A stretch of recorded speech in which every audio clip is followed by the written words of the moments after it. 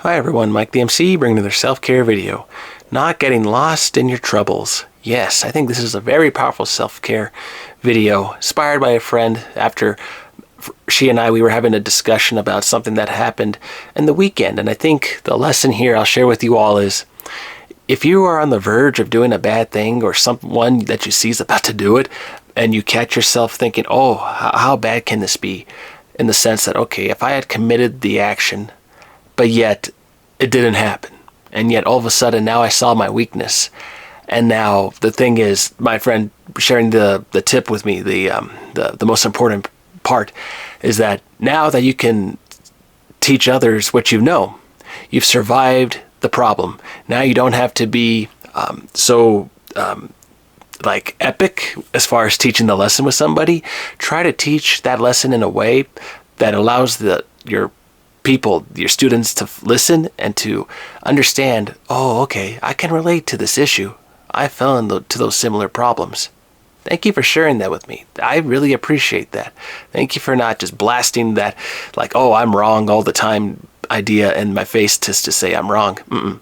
The whole idea here is where, from my situation that I saw this weekend, it was one where it was so tempting to be on the verge of doing something bad. But the thing was, I chose not to do it, and I chose to just trust in something good. And still, I was on the verge. And then all of a sudden, when everything ended and I realized, oh, I'm okay. I didn't do the thing. At the end of the day, I'm all right.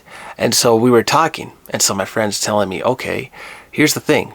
See, when you are in your mind trying to rationalize the problem, as humans, you and I, we like to think we can solve everything and put it in our own perspective, our own mind.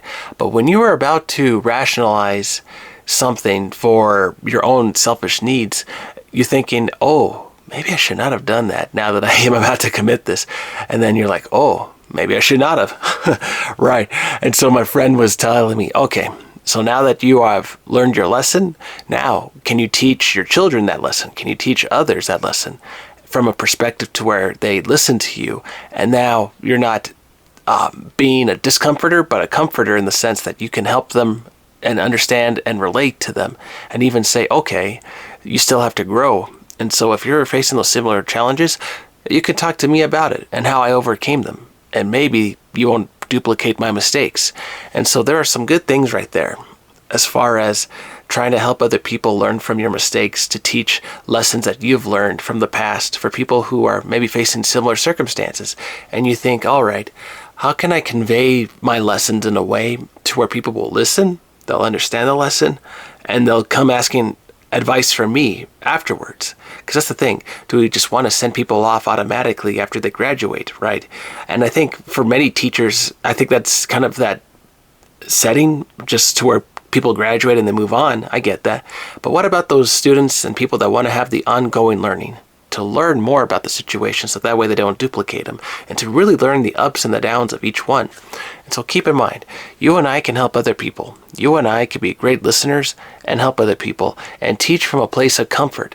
And you don't have to dwell on the past, but rather think about the optimism of those situations when they happen, and think about what you can do, what you can say, and relate to other people how you overcame those situations. So you and I, as we're starting to think about how we're going to teach other people how to overcome negative situations, let's figure a way of how we can do so in a place that is more understanding, not so destructive in the place like, okay, yeah, everything you do is wrong. There's no chance for you to recover. See, there's a way to teach and a way to help people grow. And so when you are firm, that's one thing. But when you're able to teach for others then to come back to you for more advice, that's a student that has the ongoing learning and they want to learn more. And that's how you inspire the class to keep growing and the people around you to get better. All right, everyone, don't feel trapped in your problems. Stay strong, be courageous, and remember, don't try to rationalize the problem to where you do the act.